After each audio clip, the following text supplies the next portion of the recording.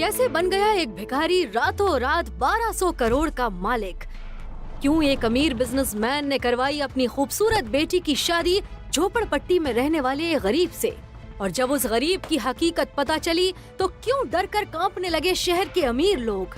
अनिका ने अपने पापा के कहने पर नक्श से शादी तो कर ली थी, मगर उसने ये शर्त रखी थी कि घर से बाहर किसी को ये पता न चले कि वो उसका पति है। पापा ने तुम जैसे कंगाल से शादी करा के मेरी जिंदगी बर्बाद कर दी। मेरे सारे सहेलियों के पति उन्हें महंगे महंगे गिफ्ट देते हैं और तुम वही 10 रुपए का गुलाब का फूल और कार्ड। नक्श उस घर में घर जमाई बनकर रहता था, लेकिन वो सिर्फ एक नौकर ही था। सब उसे जलील करते रहते। ना तो उसे घर में ठीक से खाने को मिलता था, ना ही उसके लिए कोई कमरा था। कभी कालीन पर तो कभी वो कुत्तों के कमरे में सो जाता। अपना पॉकेट खर्च चलाने के लिए वो एक जगह चपरासी की नौकरी भी करता था।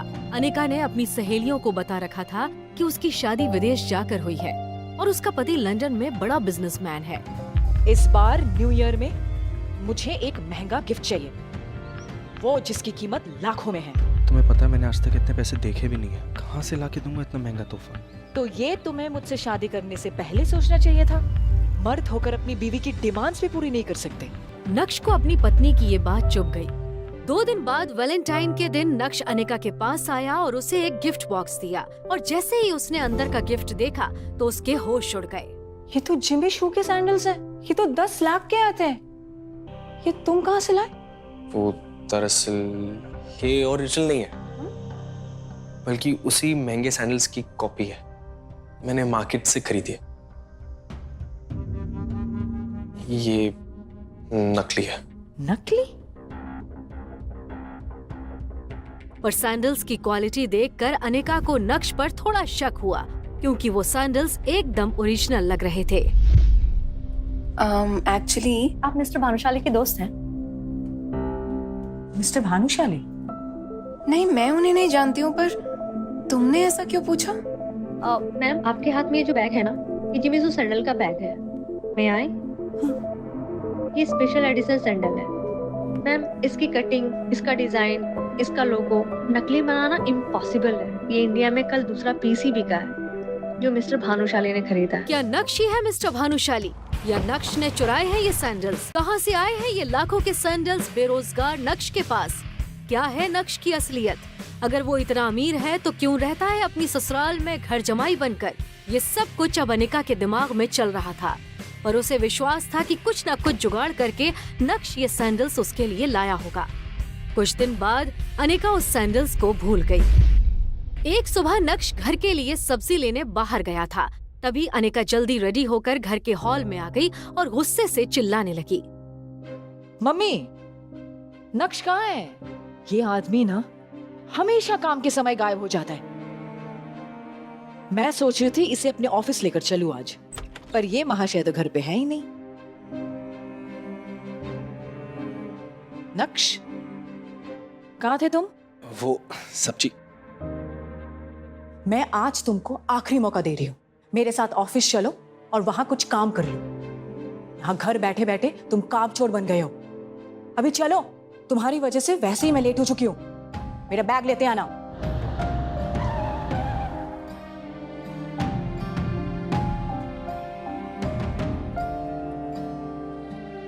ये सब लेकर आओ।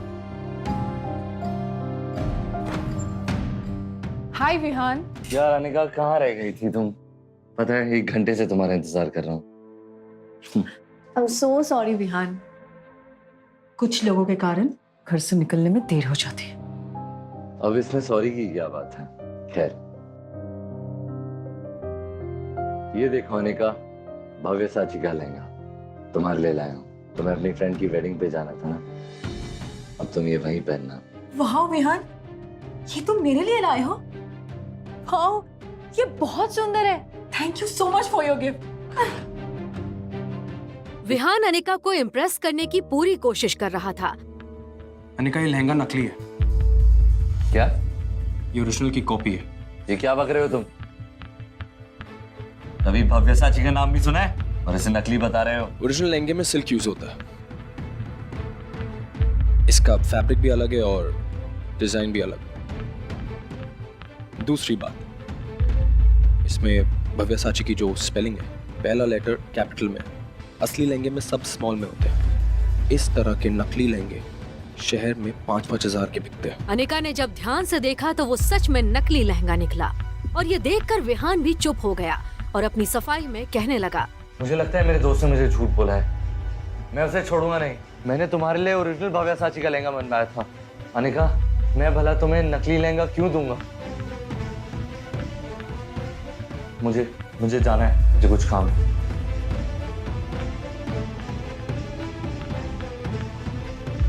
अनिका, मैंने तुम्हें आज तक कोई सलाह नहीं दी, पर आज कह रहा हूँ, ये आदमी तुम्हें इम्प्रेस करने के लिए नकली और सस्ते गिफ्ट्स ला कर दे रहा है। ऐसे आदमी से तुम्हें बात भी नहीं करनी चाहिए।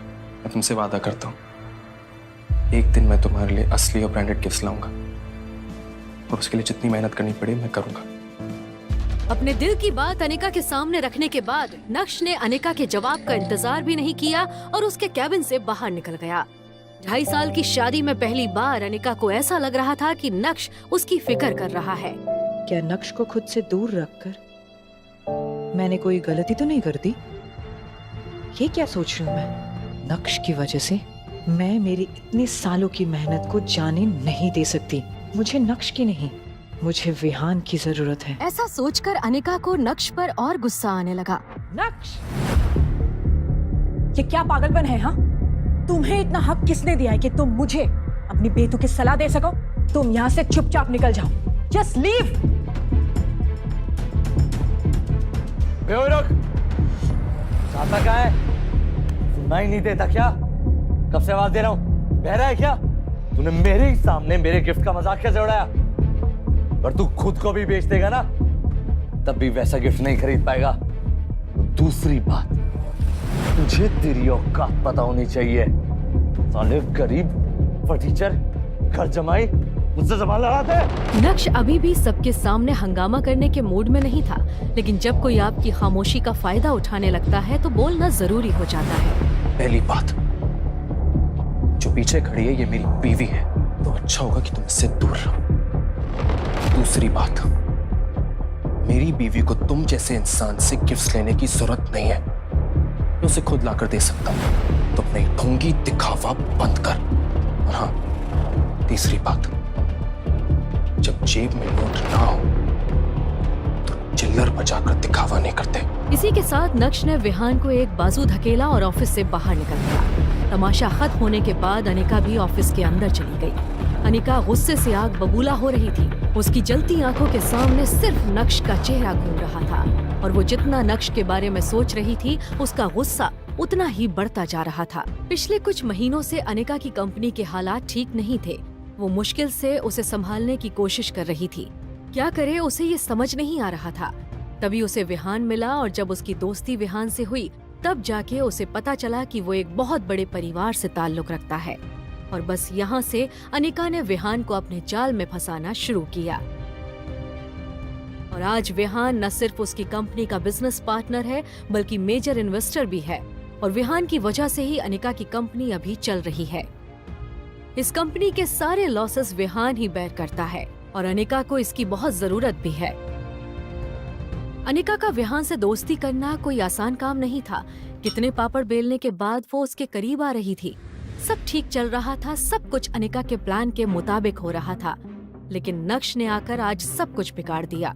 अब अनिका मन ही मन सोच रही थी, क्या जरूरत थी नक्श को विहान को ऐसा कुछ कहने की? अब पता नहीं वो मेरी कंपनी में अपना पैसा इन्वेस्ट करेगा या नहीं।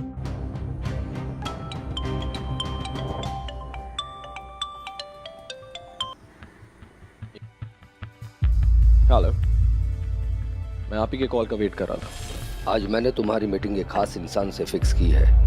एड्रेस मैसेज कर दिया है और मैं चाहता हूं कि तुम एक बार उनसे मिल लो। ये 200 करोड़ की डील है और जब तक आप ये डील फाइनल नहीं करेंगे तब तक हम ये प्रोजेक्ट नहीं लेंगे। ठीक है, मुझे किसी मिलने में कोई तकलीफ नहीं, लेकिन उससे पहले आपको मेरी 2 और शर्तें पूरी करनी पड़ेगी। सबसे पहले मुझे आज के आज भव्या साची का लहंगा चाहिए जिसकी कीमत 1 करोड़ हो। और दूसरी मैं आपको व्हाट्सएप कर रहा हूँ, ये शर्त भी उतनी ही खास है। और हाँ, काम हो जाना चाहिए। ओके। फोन रखते ही नक्श ने देखा कि उसे व्हाट्सएप पर एक एड्रेस आया था। वो एड्रेस गोल्डन पार्क सोसाइटी का था, जहां उसे मीटिंग करने जाना था। गोल्डन पार्क सोसाइटी सूरत ही की नहीं बल्कि गुजरात की सबसे लग्जूरियस सोसाइटीज में से एक थी। लेकिन नक्श किससे मिलने जा रहा है, इस बात की उसे कोई जानकारी नहीं थी। नक्श टैक्सी को पकड़कर गोल्डन पार्क सोसाइटी की तरफ निकल गया। उस सोसाइटी में सूरत के ही नहीं बल्कि गुजरात के सबसे अमीर लोग रहते थे। शहर के अमीर लोग वहां आया जाया करते थे। नक्श जैसे ही अंदर जाने के लिए आगे बढ़ा तो उसके पुराने कपड़े, पैर में चप्पल देखकर सिक्योरिटी गार्ड ने उसे गेट के बाहर ही रोक दिया। फटीचर, कहाँ गुस्सा चला आ रहा है? वो मुझे अंदर जाना है, मेरी मीटिंग है। अबे साले, ये गोल्डन पार्क सोसाइटी है। यहाँ शहर के लोग अपनी बड़ी बड़ी कारों में आते हैं और तू भिखारी यहाँ भीख मांगने घुसा आ रहा है। चल भाग यहाँ से, चल। ऐसा कहकर गार्ड ने नक्श को जोर से धक्का दे दिया, जिससे नक्श वहीं सड़क पर गिर गया और एक महंगी कार के सामने आ गया। उस कार ने तेजी से ब्रेक लगाए और नक्श गाड़ी के नीचे आने से बच गया। क्या हो रहा है सब? देखिए ना सर, ये फटीचर अंदर घुसा चला आ रहा है। इसे रोका तो रुक नहीं रहा। नक्सर, आप यहाँ? सर मुझे माफ कर दीजिए सर, मैंने आपको देखा नहीं। मुझे अगर पता होता आप हैं तो मैं खुद आपको रिसीव करने आता सर। बेवकूफ, जानता है कौन है ये? सर के सामने मेरी इज्जत खराब कर दी। मैं तुझे अपनी नौकरी से निकाल। इसमें इसकी कोई गलती नहीं। मेरी हालत ही कुछ ऐसी है, कोई भिखारी ही समझेगा। लेकिन सर आप यहाँ इस हालत में, मैं आपसे 4 साल पहले जब मिला था तो आप बिल्कुल अलग थे और अब सखन्ना कुछ ऐसा हुआ जो मैं आपको बता नहीं सकता। पर हाँ, जल्दी सब कुछ बदल जाएगा। फिलहाल मुझे अंदर एक मीटिंग के लिए जाना। मैं आपसे फिर बाद में मिलता हूँ। Sure sir.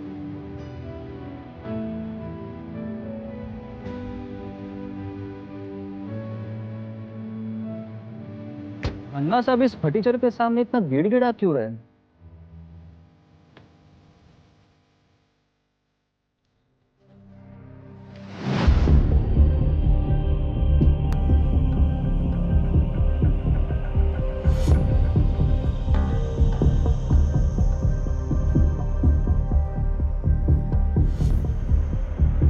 तुमने मुझे पहले क्यों नहीं बताया कि मैं इस इंसान के साथ डीलिंग कर रहा हूँ? मैं इस इंसान के साथ कोई मीटिंग नहीं कर रहा। 200 करोड़ तो क्या, मैं इसके साथ 20,000 की भी डीलिंग नहीं करूंगा। कौन था ये इंसान जिससे डर कर छुप रहा था नक्श? क्या नक्श सच में गरीब है? तो कैसे वो 200 करोड़ रुपए की डील कर रहा है? और अगर नक्श अमीर है तो क्यों वो रह रहा है गरीबों की तरह अपने ससुराल में? क्या होगा जब अनिका को पता चलेगी नक्श की हकीकत? क्यों हुई नक्श की शादी अनिका के साथ? बस जानने के लिए अभी सुनिए पॉकेट एफएम की ये पूरी कहानी, इंस्टा एम्पायर, जिसे हिंदुस्तान में सबसे ज्यादा सुना जा रहा है। फ्री कहानी सुनने के लिए अभी नीचे दिए गए इंस्टॉल बटन पर क्लिक करें और पॉकेट एफएम डाउनलोड करें।